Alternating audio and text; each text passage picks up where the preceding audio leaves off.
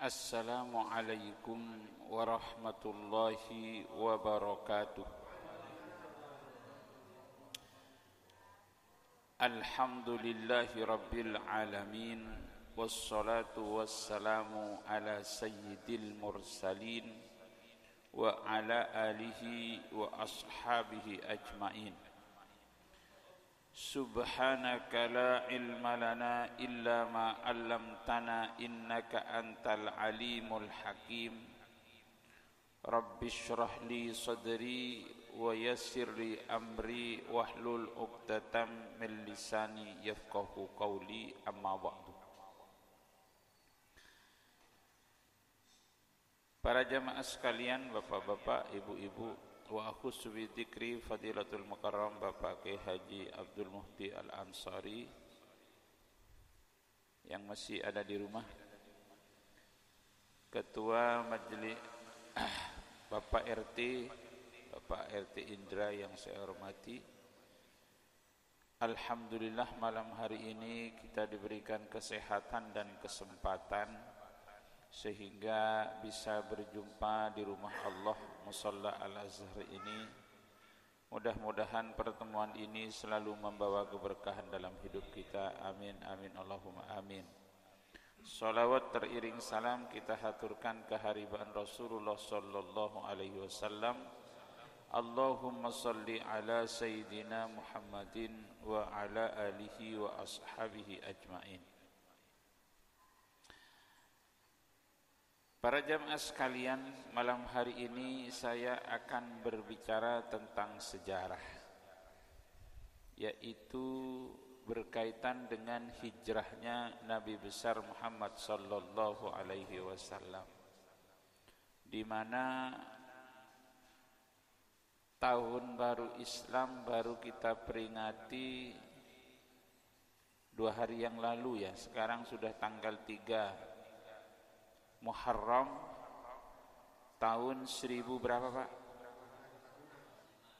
1445. Sampai hafal enggak bulan-bulan Arab? Hah? Coba. Hah?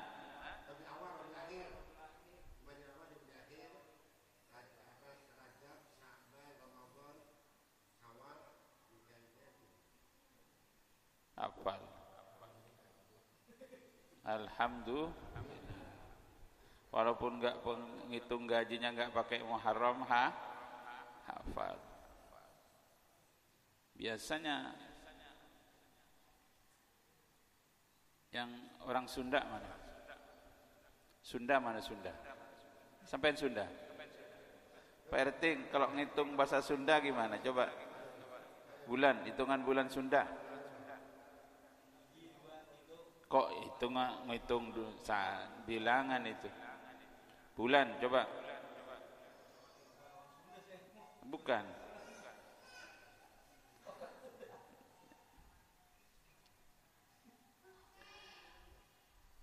Bapak, saya mau cerita hijrahnya Nabi besar Muhammad sallallahu alaihi wasallam.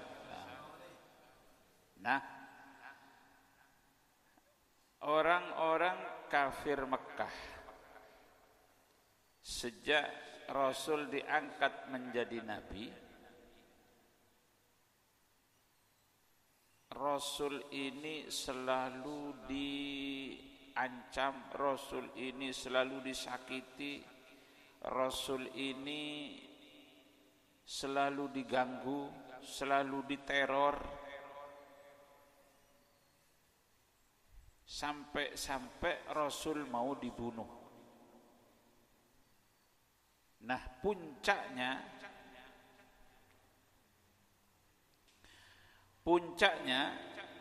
mereka ini sampai mengadakan semacam konferensi. Semua pemuka-pemuka suku itu dikumpulkan pembesar-pembesarnya, yang dimana orang-orang Quraisy, selamat datang, ahlan wa sahlan.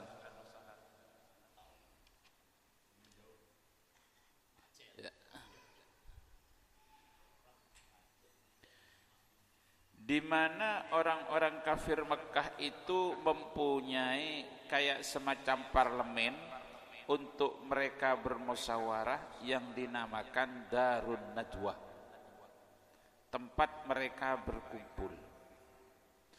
Karena mereka sudah khawatir dengan perkembangan agama Islam ini, setiap hari tambah banyak pengikutnya, sudah tidak bisa dibendung lagi. Maka dari itu, apalagi sesudah pamannya yang sangat berwibawa itu Abu Thalib meninggal, istrinya yang mendukung secara secara finansial Khadijah meninggal, Rasul sendiri, dan didukung oleh sahabat-sahabat dekatnya yang masuk Islam, dan mereka pun lemah, tidak punya kekuatan apa-apa. Maka dari itu orang-orang kafir Mekah itu mengadakan sebuah konferensi kumpul untuk bagaimana caranya menangkap Muhammad hidup atau mati. Jadi itu dinamakan Darun Nadwa, parlemen Quraisy, parlemennya orang Quraisy. Maka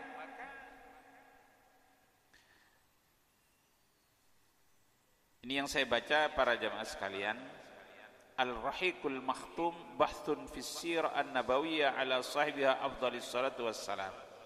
Ini kitab yang ditulis oleh Sofiur Rahman Al-Mubarakfuri yang pernah dilombakan di Universitas Azhar Mesir, dan ini predikat terbaik, penulisan sejarah tentang kehidupan Rasulullah sallallahu alaihi wasallam.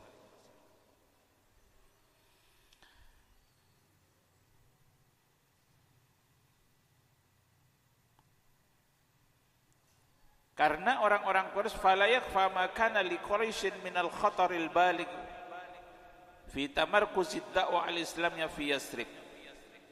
Karena orang-orang Quraisy ini khawatir kalau nanti Nabi Muhammad ini tidak tertangkap dan Nabi bisa melarikan diri dari Mekah ke Madinah, Yathrib pada waktu itu, nanti akan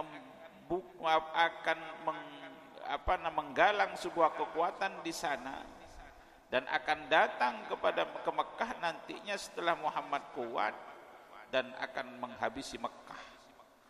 Oleh karena itu diadakan sebuah bagaimana rembuk, bagaimana caranya menghabisi Muhammad. Makanya di dalam konferensi itu hadir pemuka-pemuka Quraisy, pemuka-pemuka Mekah, kepala-kepala sukunya. Wa kanatil wujuh al-bariza fi hadzal ijtima' al-khatir min nawabi qabail Quraisy. Dan pemuka-pemuka, tokoh-tokoh yang hadir pada perkumpulan ini, Nuwab Qabail Quraisy, perwakilan-perwakilan dari setiap suku Quraisy, pemukanya. Di antaranya yang hadir Abu Jahal ibn Hisham, Pak, an qabilati Mahzum. Abu Jahal mewakili kabilah Mahzum. Abu Jahal ini julukannya, Pak. Kita yang ngejuluki Abu Jahal. Mereka namanya bukan Abu Jahal dan bukan bodoh. Abu Jahal ini pinter. Dikatakan Abu Jahal karena tidak mau menerima hidayah. Dia dijuluki Abul Hakam. Abul Hakam itu seorang bapak yang bijaksana, yang cermat cara pemikirannya. Yang kedua, ketiga dan keempat, Jubair ibn Mut'im wa Tu'aim ibn Adi wal Haris ibn Amir dari kabilah Abdi Manaf. Yang ketiga Syaibah dari kabilah Abdi Manaf juga. Yang keempat adalah An-Nadr ibn al-Haris dari kabilah Bani Abdiddar. Abul Buhturi dan Ibn Hisham dari kabilah Bani Saham. Dan yang terakhir adalah Umayyah ibn Khalaf dari kabilah Jumah. Ini berembuk, Pak. Bagaimana caranya menghabisi Muhammad? Walamma jauh ila darin nadwa hasbal mi'at, ketika mereka sudah datang sesuai dengan waktu yang ditentukan, i'taradu iblis fi ha'ati syaikhin jalil. Datang iblis, dia berwajah manusia. Coba Pak, sampai seperti itu. Jadi iblis ini dulu pada zamannya Nabi Muhammad masih ada, datang kayak manusia. Malaikat juga gitu, kadang-kadang nyamar seperti manusia. Sering, kalau sekarang nggak ada iblis nampakkan manusia itu goda, itu nggak ada. Pas ditanya sama iblis sudah nggak perlu lagi katanya. Karena kata iblis, manusia sekarang sudah lebih parah daripada iblis. Sudah perlu. Jadi iblis ini ikut masuk dalam parlemen itu, ikut menjadi anggota musyawarah. Dia fi hay'ati syaikhin jalil alaihi bassun lahu wa waqafa 'alal bab, dan dia berdiri di pintu, ikut masuk. Faqalu, mereka bertanya karena ada wajah asing. Ini iblis, wajah asing. Mana syekh? Ini siapa orang sepuh ini? Bukan Syekh Gumilang, bukan. Hah? Tapi kayaknya Syekh Gumilang ini mirip-mirip ini kayaknya. Sebenarnya pernah ada dua syekh. Kalau yang pertama ini saya cocok sama syekh yang pertama ini. Hah? Ada yang pertama itu ada yang namanya Syekh Puji. Syekh Puji sampai ditangkap di penjara Syekh Puji itu. Gara-gara apanya Syekh Puji ditangkap? Gara-gara menikahi Ulfah, anak umur 14 tahun, cantik jelita. Kok mau nikah sama Syekh Puji yang sudah tua, jenggotnya panjang lagi?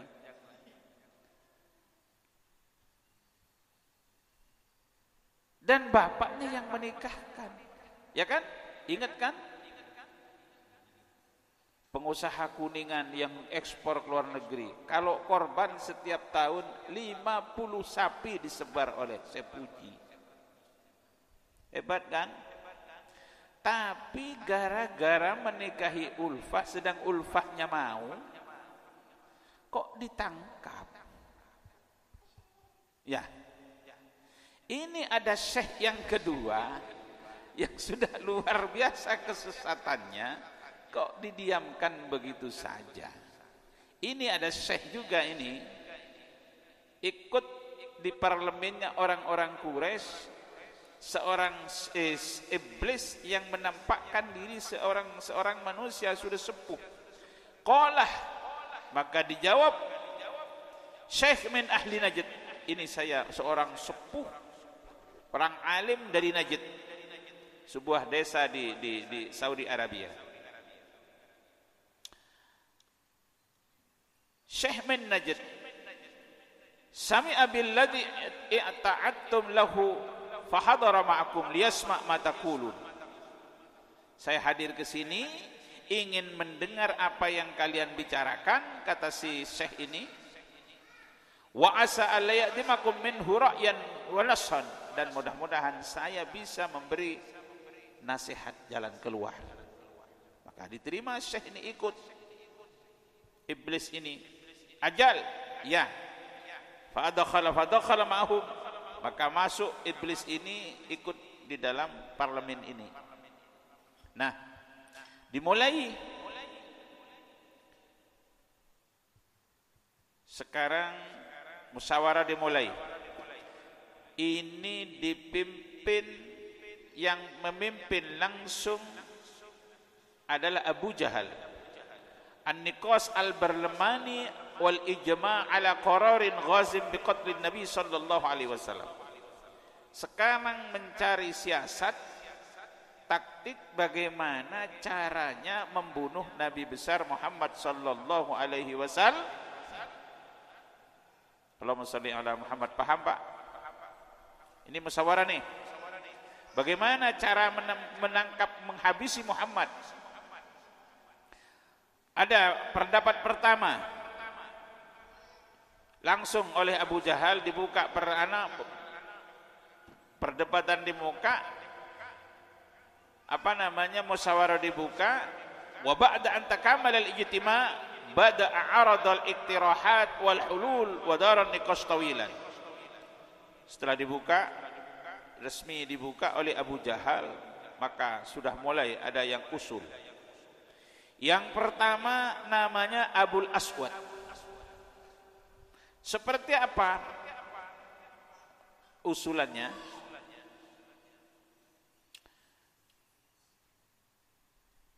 Nukhrijuhu min baini adhurina wa nunfiyahu min biladina wa la nubali aina dhahab wa la haitsu waqa.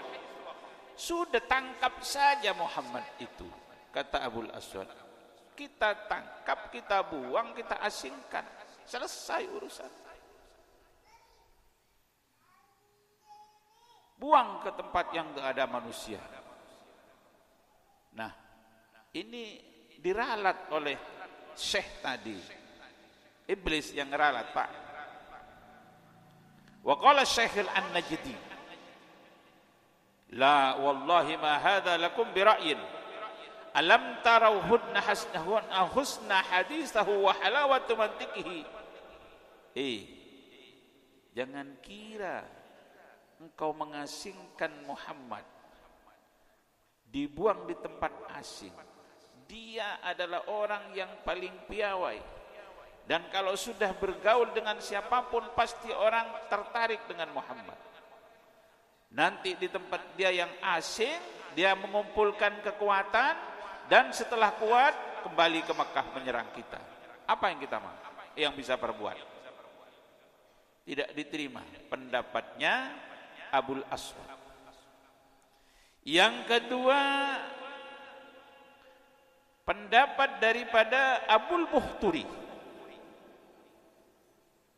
Kata Abul Bukhturi, gak usah dibuang ke di tempat asing Muhammad. Sekarang gampang saja caranya untuk menghabisi Muhammad. Ihbisuhu fil hadid wa aghlaqu alaihi baban summa tarabbasu bihi ma asaba amsalahu minasy syu'ara alladziina kanu qablahu. Sudah bikinkan kurung dari besi, masukkan ke dalam kurung itu kunci, biarkan sampai mati. Selesai urusan. Wah, ini Syekh ini ngeralat lagi. Kalau Syekh Najdi ini provokator, Syekh Najdi ini.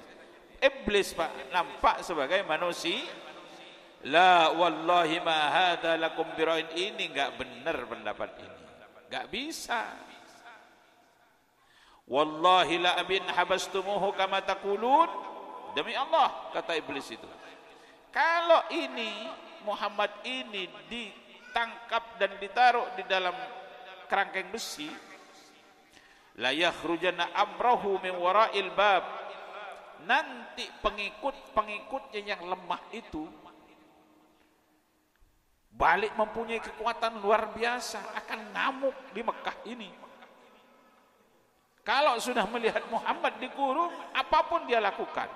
Sudah siap kalian? Ternyata enggak siap, Pak. Takut pengecut kafir Quraisy itu. Karena pengikutnya masih lemah. Tapi kalau sudah melihat Nabi Muhammad dikurung, enggak tak peduli mereka, pasti ngamuk.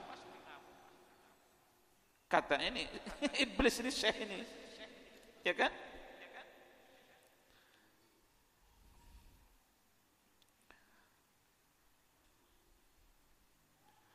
Lalu ketika dua opsi ini semua ditolak dengan diralat diinterupsi oleh Syekh An-Najdi ini, pendapat terakhir sekarang adalah pendapatnya Abu Jahal sendiri.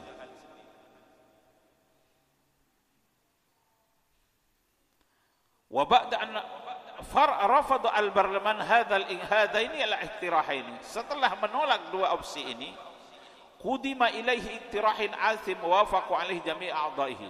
Sekarang pendapat Abu Jahal langsung pimpinan sidang. Qala Abu Jahal, wallahi inna li fihi la ra'yan ma arakum waqatum alaihi bad. Ini saya punya pendapat dan enggak boleh dibantah. Pasti ini yang terbaik.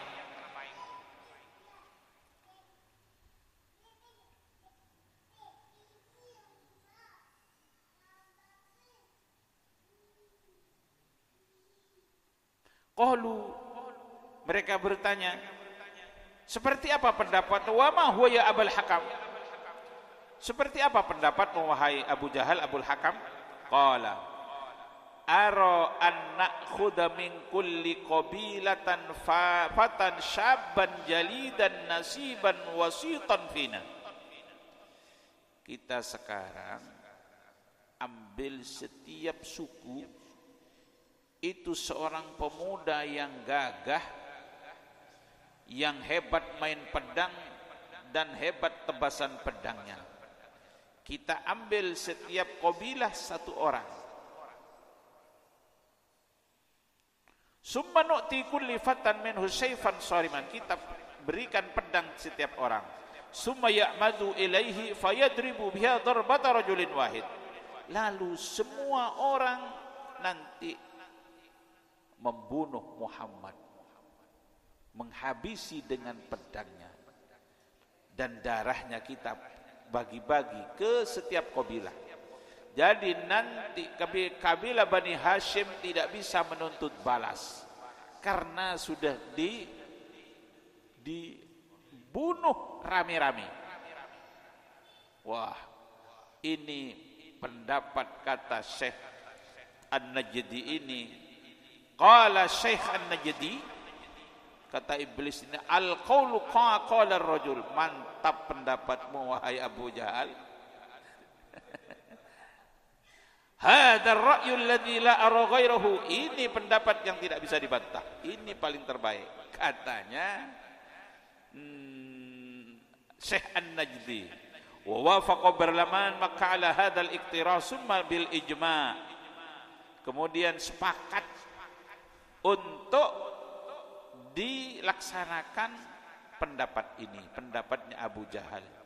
Wa raja'an wab ila buyutihim wa qad sammamu ala tanfidh hadha al-qarar fawran. Mereka pulang masing-masing akan menentukan hari di mana menangkap Muhammad. Sudah diintai rumah Nabi Muhammad sallallahu alaihi wasallam. Dilihat kebiasaan Nabi Muhammad. Nabi Muhammad itu berada di rumah, tidur. Kebiasaan Nabi Muhammad itu setelah sholat isya tidur. Sudah ditentukan, tidur nanti sepertiga akhir malam bangun. Itulah kehidupan Rasulullah. Akhirnya pemuda dari setiap kabilah yang hebat ini, mereka yang hebat tebasan pedangnya, berkumpul mengelilingi rumah Rasulullah sallallahu alaihi wasallam ketika waktu ditentukan. Namun siangnya Nabi Muhammad sudah pergi ke rumah Abu Bakar, sudah mendengar, dikasih tahu oleh malaikat Jibril bahwa nanti rumahmu akan dikepung oleh orang-orang kafir Mekah dan mereka akan membunuhmu. Maka malam ini engkau harus keluar dari Mekah. Sudah dikasih tahu oleh malaikat Jibril alaihissalam, datang kepada Abu Bakar Memang Abu Bakar ini hijrah ini tidak ucuk-ucuk langsung terjadi seperti itu, Pak. Memang sudah dipersiapkan oleh Abu Bakar. Abu Bakar sudah membeli unta sebelumnya. Membeli unta. Abu Bakar 2, untuk Nabi 1, untuk dirinya 1. Berangkatlah ke rumah Abu Bakar. Malam ini kita berangkat. Begitu senangnya Abu Bakar itu. As-suhbata ya Rasulullah, saya yang ditunjuk untuk mendampingimu, menemanimu wahai Rasulullah. Senangnya bukan main. Senang. Padahal akan menghadapi rintangan yang luar biasa, tapi karena kecintaannya kepada Rasulullah senang. Malam itu sudah dikepung. Lalu di tempat tidurnya Nabi itu Rasul punya selimut, berpesan kepada Ali. Ali pada waktu itu masih umur 15 tahun. Masih seorang, umur berapa nak sekarang? Umur berapa?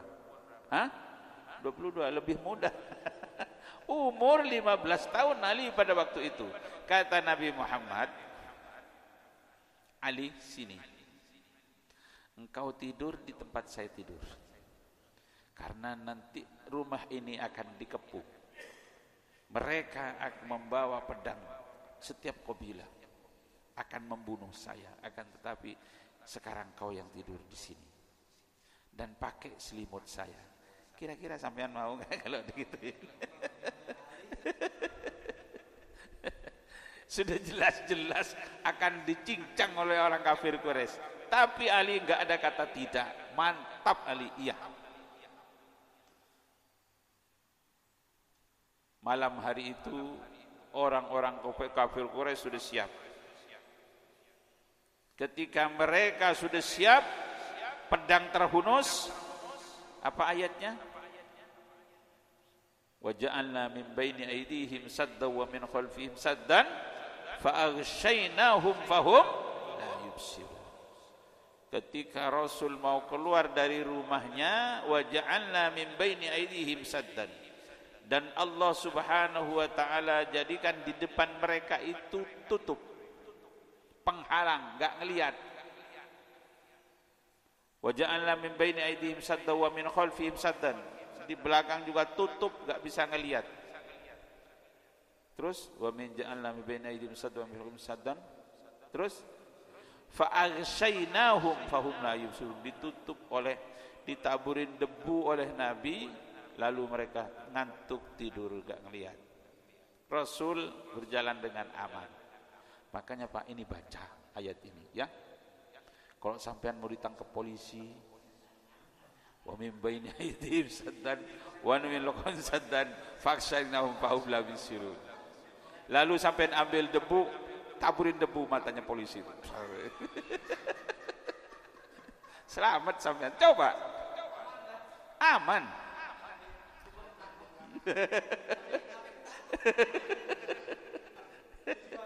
Ya coba, ini kan ayat ini berkenan seperti itu, amalkan itu.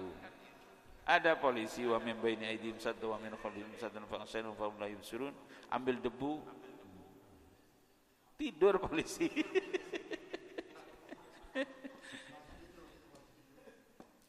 Tidur mereka. Rasul berangkat bersama Abu Bakar menuju gua.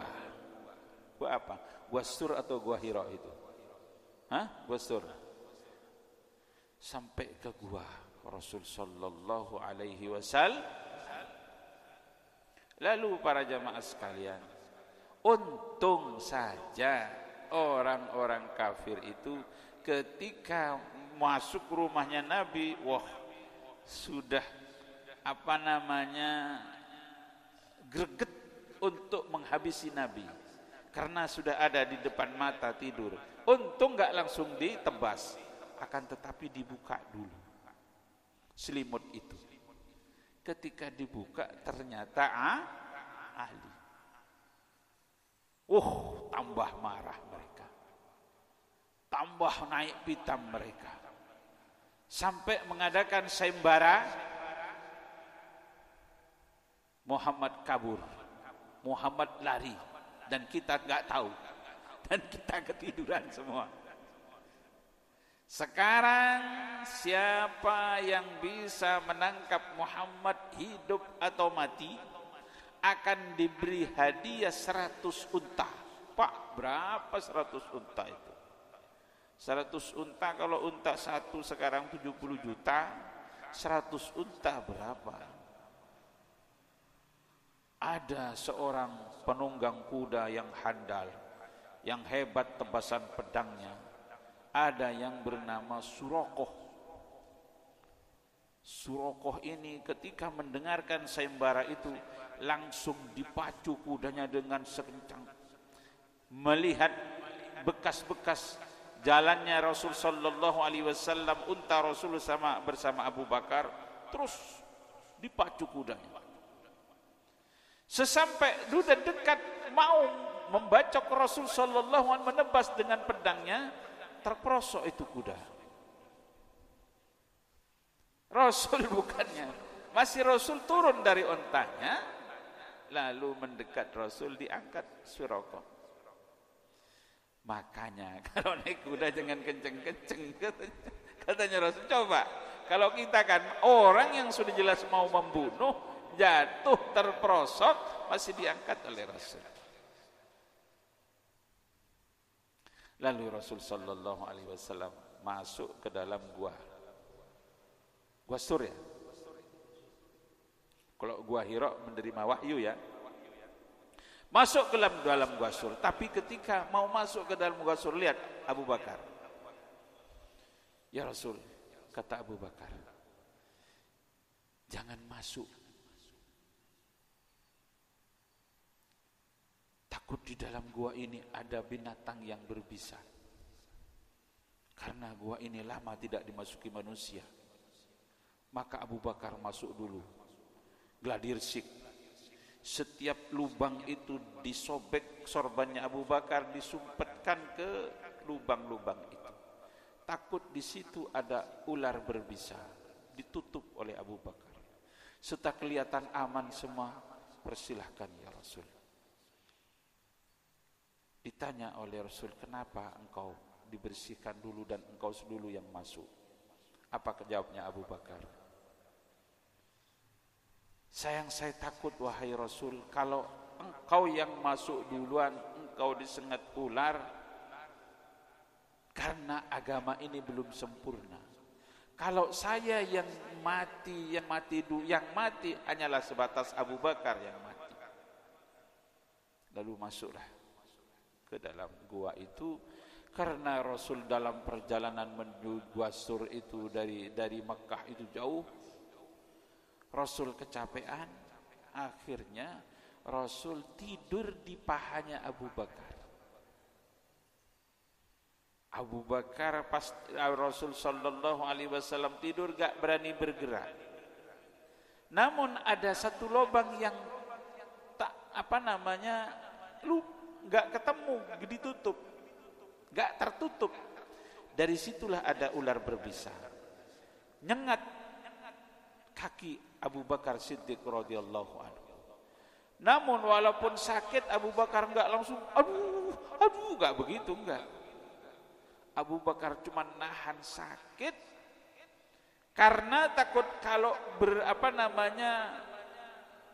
bergerak, takut Rasul yang sedang lelap tidur ini terperanjat bangun, takut Abu Bakar. Secara tidak sadar, enggak tahan Abu Bakar, air mata menetes, sakit, nahan sakit.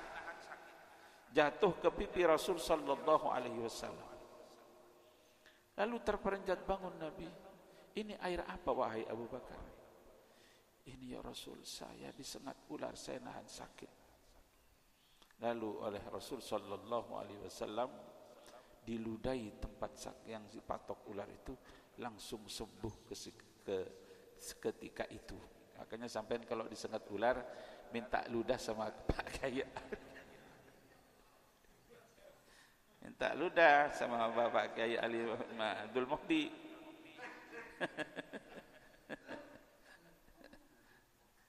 Diludahi sembuh. Dari perjalanan saja Abu Bakar ini bingung ketika dikejar oleh orang-orang kafir Quraisy itu. Kadang-kadang di depan, kadang-kadang di belakang, kadang-kadang di samping, kadang-kadang di samping kanan, samping kiri. Kenapa Abu Bakar? Kok begitu kata Rasul? Kok kamu ini kayak kebingungan? Iya ya Rasul, saya kalau ada di depan itu takut ada yang menghadang di depan. Saya ke belakang takut dikejar dari belakang. Karena kalau dari depan saya dipanah biar saya yang mati. Kalau di belakang ditebas pedang biar saya yang mati. Inilah mereka pembelaannya, cintanya kepada Rasul sallallahu alaihi wasallam. Jadi para jamaah sekalian, peristiwa hijrah ini adalah sebuah peristiwa yang banyak sekali mengandung pelajaran, mengandung hikmah. Kenapa sih Nabi hijrah ini kok harus seperti itu? Lalu keluar dari Mekah dengan cara harus kabur dari Mekah, harus ngumpet. Kok enggak minta seperti Isra Mi'raj aja? Ya, Nabi Isra Mi'raj dari Mekah ke Masjidil Aqsa, langsung ke langit yang ke-7 sampai ke Baitul Ma'mur, sampai ke Mu'rab, sampai ke Mustawa, berjumpa dengan Allah. Hanya sebentar saja. Lailan. Kenapa enggak mohon kepada Allah? Hijrah, sudah ada di Madinah uncang-uncang dengan sahabat. Kok Rasul harus seperti itu? Karena ini ingin memberikan pelajaran kepada orang setelah Rasul sallallahu alaihi wasallam bahwa membela agama itu harus perjuangan, harus dengan pengorbanan. Jadi pelajaran dari hijrah ini paling utama pertama adalah pengorbanan. Berkorban harta, berkorban jiwa, berkorban tenaga, berkorban pikiran. Coba bagaimana Rasul? Rasul itu sebenarnya berat meninggalkan Mekah. Ya bagaimana sih Pak? Kita akan diusir dari kampung halaman kita. Seindah apapun di tempat lain, di luar tempat kelahiran kita. Okelah kita ada di Amerika yang megah, di Jepang yang begitu indah. Masih teringat enggak di mana tempat terindah bagi kita? Kenangan, banyak kenangan di masa kecil. Di mana kita hidup di tengah keluarga yang kita cintai. Di depan, di tengah keluarga kita, enggak ada lebih indah dari itu. Sampean ada di Amerika, ada di Jepang, tapi sampean menjadi orang asing, apa enaknya? Ya kan? Begitu juga sahabat yang pindah, yang hijrah. Begitu juga Rasul sallallahu alaihi wasallam. Ketika Rasul sudah menjauh dari Mekah, berangkat menuju perjalanan Madinah, hijrah, matahari sebelum terbenam kota Mekah masih kelihatan. Rasul berbalik melihat Mekah. Dan Rasul berkata, "Ya Mekah, innaki la ahabbul ardi ilayya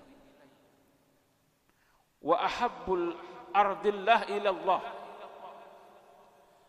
Walaula anna ahlaka akhrajuni ma kharajtu minki." Wahai Mekah, engkau adalah kota yang aku paling cintai, dan bagian daripada bumi ini yang paling dicintai oleh Allah Subhanahu wa taala adalah kota Mekah. Andaikan penduduk Mekah itu tidak mengusir saya tidak akan keluar dari Mekah. Kata Rasul sallallahu alaihi wasallam, berat meninggalkan Mekah, tapi itu harus dikorbankan, harus ditinggalkan untuk melanjutkan dakwah. Misi dakwahnya Rasul sallallahu alaihi wasallam belum sempurna, maka harus pindah ke Madinah. Bayangkan juga sahabat-sahabat Nabi yang sudah hijrah duluan. Jadi sebelum Nabi sudah sahabat-sahabat ini Bai'atul Aqabah yang pertama, Bai'atul Aqabah yang kedua, mereka sudah ada semacam hubungan dengan penduduk Madinah. Diberangkatkan dulu oleh Rasul sallallahu alaihi wasallam. Baru Rasul sallallahu alaihi wasallam hijrah. Seperti sahabat Abu Bakar itu konglomeratnya sahabat Abu Bakar. Jadi ketika hijrah,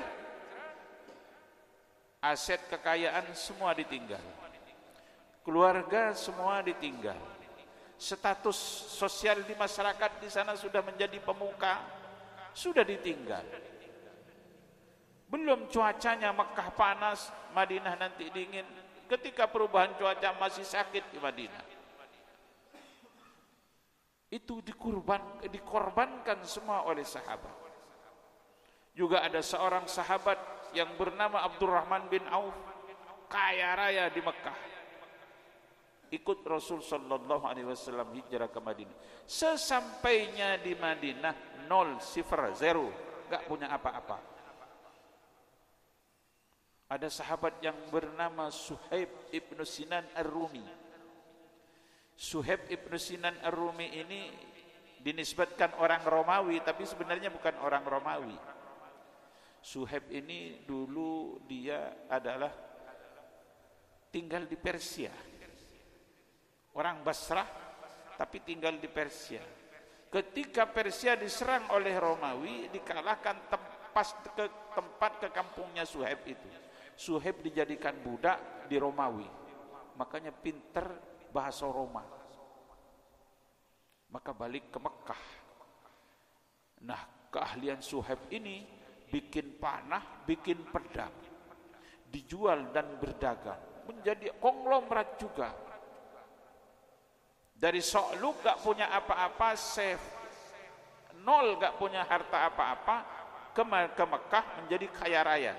Setelah kaya raya, Rasul hijrah, ikut hijrah. Dicegat oleh pemuka kafir Mekah di perjalanan. Kata sebagian hartanya dibawa oleh Suhaib. Dicegat di tengah jalan, Suhaib kata, jangan keluar kau Suhaib. Kata kafir Mekah, iya, jangan mendekat.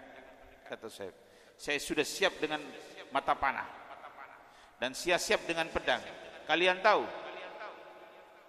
saya ini paling jagonya memanah dan terkenal di Mekah. Kalau anda mendekat, saya kasih panah satu-satu, mati semua kalian. Dan saya tebas dengan pedang saya ini, mati kalian. Tapi apa mau kalian? Apa jawabnya kafir Mekah? Dulu Suhaib, engkau masuk Mekah ini So'luk ini enggak punya apa-apa. Miskin enggak punya apa. Kau setelah kaya, engkau kuras harta penduduk Mekah ini, seenakmu kamu pergi membawa hartamu. Oh, begitu. Kata Suhaib, ya. Sekarang aku tunjukkan di mana harta-harta saya. Ini emas saya di sini, hewan saya di sini, unta saya di sini, sawah saya di sini, kebun ladang kurma saya di sini. Itu ambil semua. Ambil semua itu. Yang penting jangan halangi saya hijrah mengikuti Rasul sallallahu alaihi wasallam. Akhirnya ketika itu dibiarkan Suhaib berangkat. Sesampainya di Madinah Suhaib ini, sampai Jibril itu ngasih informasi kepada Nabi. Wahai Rasul, wahai Muhammad, nanti ada seorang sahabat yang hijrah datang menyusul engkau, dan dia memperdagangkan dirinya, menjualkan dirinya dengan harga semua kekayaannya.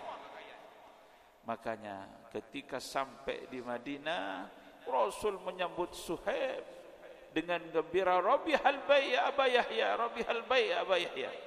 Beruntung perdaganganmu hai Abu Yahya. Maka turun ayat dari Allah Subhanahu wa taala, wa minan nasi may yashri nafsahu ibtigha'a mardatillah wallahu raufun bil ibad. Itu Pak, hebatnya ya, semua ditinggal. untuk membela agamanya Rasul sallallahu alaihi wasallam, membela iman. Semua di kekayaan ditinggalkan. Ini kebaliknya sekarang. Sekarang iman ditukar duit. Dulu sahabat Rasul sallallahu alaihi wasallam pengorbanan yang seperti itu. Jadi wa minanna, sebagian dari manusia, may yashri nafsahu batigha'a mardatillah, menjual dirinya, menjual miliknya, mencari ridha Allah Subhanahu wa taala. Jadi kita ini pernah berkorban apa untuk Nabi? Pernah berkorban apa untuk agama ini? Jangan mengatakan cinta kalau tidak pernah berkorban. Bu, kalau ada orang mencintai tidak berkorban, cintanya itu palsu. Paling cuma beli bakso, suruh traktir yang agak mahal gak mau, palsu itu mah. Ya. Beda dengan sahabat yang namanya sahabat Umar. Beda dengan sahabat yang lain. Umar ketika mau hijrah ngasih pengumuman di Ka'bah. Ketika kafir Quraisy kumpul di Ka'bah, Umar berdiri dan berkata, wahai penduduk Mekah, wahai kufar Mekah, persilahkan besok cegat saya. Siapa yang ibunya kehilangan anaknya, mau ibunya kehilangan anaknya, istri-istrinya yang kehilangan suaminya, dan anak-anaknya menjadi yatim piatu, cegat saya besok di lembah. Saya akan hijrah mengikuti Rasul sallallahu alaihi wasallam. Giliran Umar gak ada yang berani nyegat, Pak. Gak ada yang berani nyegat. Giliran Umar hijrah ke Madinah.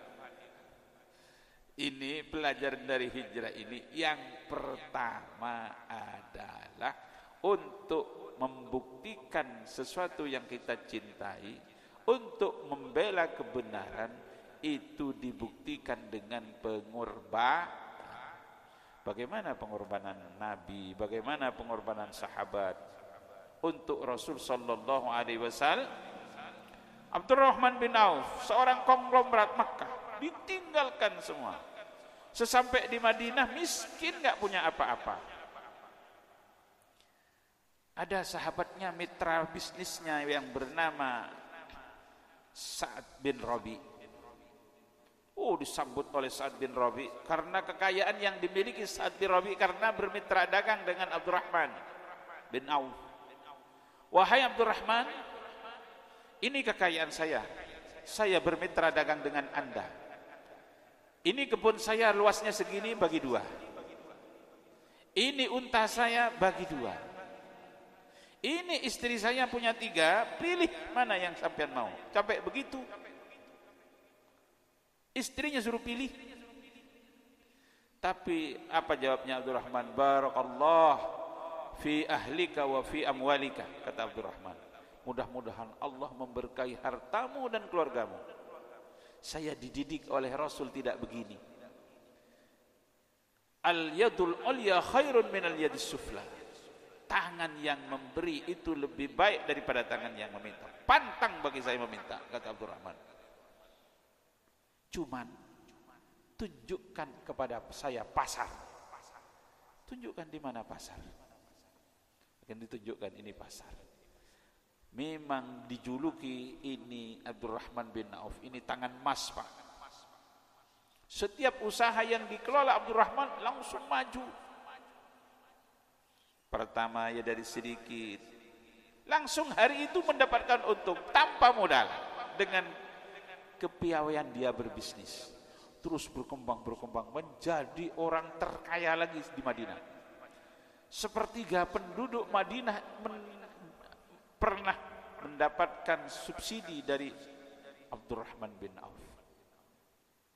kekayaannya untuk Islam. Sampai karena Rasul sallallahu alaihi wasallam pernah bersabda, pernah berdoa, Allahumma ahyini miskinan wa amitni miskinan wahsyurni yaumal qiyamati fi zumratil masakin. Ya Allah, hidupkan saya dalam keadaan miskin dan matikan saya dalam keadaan miskin, dan nanti saya kumpulkan di hari kiamat dengan orang-orang miskin. Mendengar doa ini Nabi Abdurrahman pengen jadi orang miskin. Sudah jadi konglomerat pengen jadi orang miskin. Ada nggak sekarang begini nih? Nggak ada, Pak. Pengen jadi orang miskin karena cepat.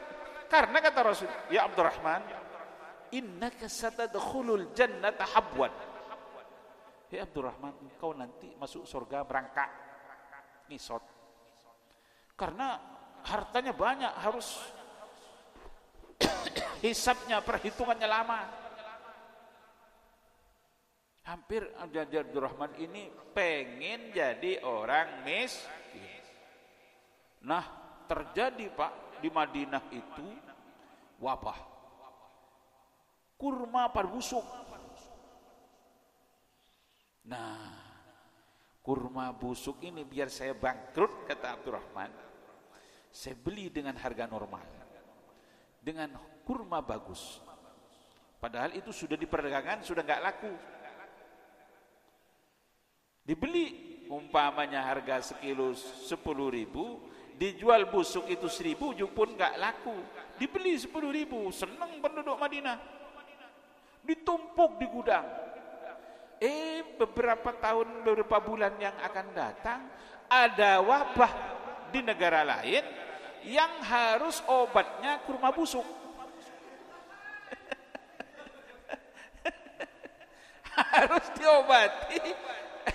harus diobati dengan kurma busuk. Kurma busuk nggak sembuh, dibeli. Ini bukan cerita. Ini bukan cerita ketawa-ketawa ya Pak ya. Memang seperti itu. Allah Pak, orang yang mau bersedekah, mau miskin dengan sedekah gak bisa. Malah yang sayang dengan duitnya, digenggam, gak pernah pelit dengan uangnya, itu yang bikin jadi bangkrut. Abdurrahman ini mau pelit, mau jadi orang miskin, gak jadi. Jadi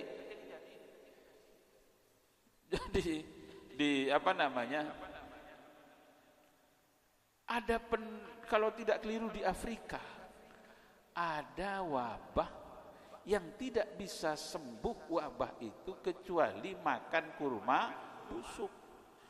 Yang jadinya yang beli 10.000 harganya 2 kali lipat, jadi 20.000, untung besar lagi. Aduh, gimana gak miskin nih saya. Sampai seperti itu Pak. Abdurrahman bin Auf masuk Madinah jadi konglomerat lagi. Tapi sebelumnya yang di Mekah ditinggalkan. Ini pelajaran hijrah yang pertama adalah pengorbanan. Yang kedua, pelajaran daripada hijrah itu al-isar. Al-isar itu al-hubb wal-isar, cinta karena Allah dan mendahulukan kepentingan orang lain. Coba bagaimana Rasul sallallahu alaihi wasallam mempersaudarakan antara kaum Muhajirin dengan kaum Ansor. Kaum Muhajirin itu Pak adalah pendatang dari Mekah, miskin, enggak punya apa-apa, datang ke Madinah. Hidupnya orang Mekah itu peceklik, wadin ghairi di zar'in, enggak bisa ada tumbuh-tumbuhan di sana. Orang sana itu pedagang. Rihlatas syita'i was saif falyabudu rabb hadzal bait, itu penduduk Mekah. Madinah ada sawah, ada ladang. Al-isar, bagaimana al-isar? Bagaimana setiap lihat Abu Bakar takut Rasul sallallahu alaihi wasallam, sangat dirinya yang dikorbankan. Ali juga sebegitu, dirinya dikorbankan, siap dicincang-cincang. Yang penting Rasul sallallahu alaihi wasallam selamat. Ketika sampai orang-orang Muhajirin di Mekah, di Madinah, disambut Semuanya orang penduduk Ansor itu ingin berbagi dengan saudaranya yang baru datang dari Mekah, mendahulukan kepentingan saudaranya. Wa yu'siruna ala anfusihim walau kana bihim khassasah. Ya, dalam Al-Qur'an kan? Wa yu'siruna ala anfusihim, dan dia mendahulukan orang lain daripada dirinya. Walau kana bihim khassasah, walaupun mereka sangat butuh. Ini punya duit 100.000, sangat butuh. Tapi ada yang lebih butuh, diberikan kepada orang. Itu akhlak tertinggi, Pak, dalam dermawan. Enggak punya masih bantu orang. Ini kan susah. Ini orang sudah ada, punya uang 1 miliar, mau dipinjam 500.000 aja gak ngasih. Ya kan? Ini kok ada orang, cuman adanya itu, tapi diberikan kepada saudara-saudaranya kaum muhajirin. Al-isar, ini pelajaran daripada hijrah. Yang ketiga, pelajaran daripada hijrah ini, kata Rasul sallallahu alaihi wasallam, la hijrata ba'dal fath. Tidak ada hijrah secara fisik lagi setelah Fathu Makkah. Fathu Makkah itu adalah tahun ke-8 daripada hijrahnya Nabi. Nabi setelah punya kekuatan di Madinah, bawa tentara balik ke Mekah 10.000 tentara. Mekah kosong waktu itu. Mekah ketakutan karena Nabi Muhammad mau balas dendam. Fathu Mekah. Makanya kata Nabi, la hijrata ba'dal fath. Gak ada hijrah lagi setelah Fathu Mekah. Walakin jihadun wa niyah. Akan tetapi yang ada jihad dan niat. Niat untuk berubah. Itulah hijrah. Berubah dari maksiat kepada taat. Berubah daripada tidak amanat menjadi orang yang jujur. Berubah daripada kezaliman menuju keadilan. Berubah dan berubah. Tahun 2024 berubah, hijrah. Berubah. Harus ada jiwa hijrah, ada spirit hijrah. Spirit berubah dari yang tidak baik menuju yang baik. Siapa saja, ya pokoknya yang lebih baik. Saya kira ini, Pak, pelajaran hijrah, ya. 3 saja. Jadi peristiwa hijrah itu menjadi momentum terbesar untuk dijadikan kalender awal tahun baru Islam, peristiwa hijrah. Karena pada waktu itu Sayyidina Umar, zaman Nabi enggak punya kalender, zaman Abu Bakar enggak punya kalender. Baru zaman Umar bin Khattab dikumpulkan sahabat. Ada opsi, bagaimana kalau dimulai kalender Islam ini dari lahirnya Nabi Muhammad? Ditolak. Karena lahirnya Nabi Muhammad biasa-biasa aja. Kalau Masehi itu dimulai dari lahirnya Nabi Isa. Nabi Isa luar biasa. Lahirnya enggak pakai ayah. Hanya ibu. Cuman sekarang banyak lahir tanpa ayah. Dan bayinya dibuang. Baru-baru kemarin dibuang dari atas hotel ke bawah. Masih hidup itu bayi. Lahirnya Nabi Muhammad biasa-biasa aja. Nabi lahir di Makkah, yang teler ya teler, yang mabok, yang nyembah berhala, gak ada perubahan. Ada usul bagaimana kalau dari pemenangan di kalender Islam ini, dari peristiwa kemenangan umat Islam, perang Badar umpamanya, tahun Badar, gak diterima juga oleh Umar karena nanti hanya bernostalgia, bangga dengan masa lalunya. Sekarang seperti apa? Yang penting menatap ke depan. Ada opsi bagaimana kalau kita mulai dari wafatnya Nabi? Kata Umar, tidak bisa. Wafatnya Nabi itu tidak membawa aura positif. Nanti setiap kita memperingati tahun baru Islam hanya dipenuhi dengan isak tangis dan derai air mata. Sedih dengan wafatnya Nabi, enggak membawa aura positif, enggak bawa semangat. Akhirnya opsinya Imam Ali dengan Utsman bin Affan mengusulkan peristiwa hijrah dijadikan momentum untuk jadi kalender baru, kalender dalam Islam. Akhirnya itu yang diterima karena banyak membawa hikmah dan banyak ibrah, banyak pelajaran dalam peristiwa hijrah itu. Jadi para jamaah sekalian, artinya Nabi itu hijrah dari Mekah ke Madinah bulan apa, Pak? Ayo. Kenapa sekarang yang diperingati 1 Muharram? Padahal hijrahnya Nabi itu bukan Muharram. Hijrahnya Nabi tetap sampai ke Madinah itu Rasul sallallahu alaihi wasallam sampai adalah tanggal 13 Rabiul Awal. Berangkatnya Nabi itu 12 Rabiul Awal berangkat dari Mekah menuju Madinah.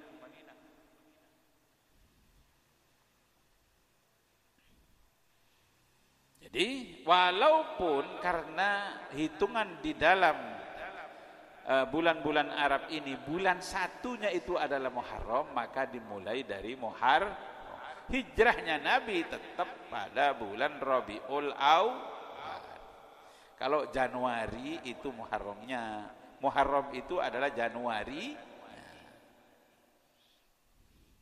Muharram, Safar, Rabiul Awal, Rabiul Tsani, Jumadil Awal, Jumadil Tsani, Rajab, Sya'ban, Ramadan, Syawal, Dzulqa'dah, Dzulhijjah.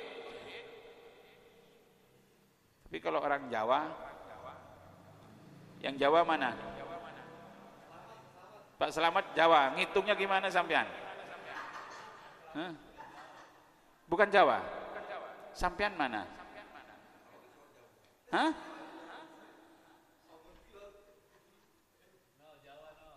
Pak Sahuri mana?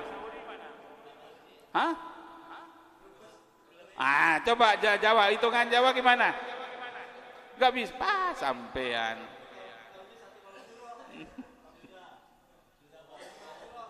Surah ya? Bener. Surah itu kan Muharram ya? Bener ini.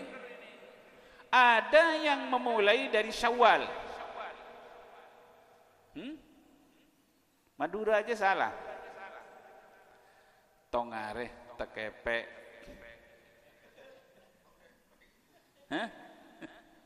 Tongareh, tekepek, jin bedis, jin merah, molot, lasor, dimawal, dilahir, recep, reba. Salah. Mulanya. Ya udah Pak ya. Mohon maaf saya tidak bisa terlalu panjang lebar, kayaknya sudah lama juga ini karena saya ada acara, makanya saya mudah-mudahan bisa datang sholat jamaah di sini Pak. Saya kalau nggak ngajar di tempat lain, insya Allah sholat jamaah di sini langsung setelah sholat langsung kayak tadi itu. Ya Pak ya, biar nggak terlalu malam. Tapi kalau saya ngajar di dikejar, mohon maaf, pepas. Ini kan kebenaran seperti itu, tapi yang akan datang enggak. Tetap kan saya kayak 2 minggu sekali ya. Insya Allah enggak bertepatan, enggak berbentrokan. Al-Fatihah. A'udzubillahi minasyaitonirrajim. Bismillahirrahmanirrahim. Alhamdulillahirabbil alamin, arrahmanir rahim, maliki yaumiddin.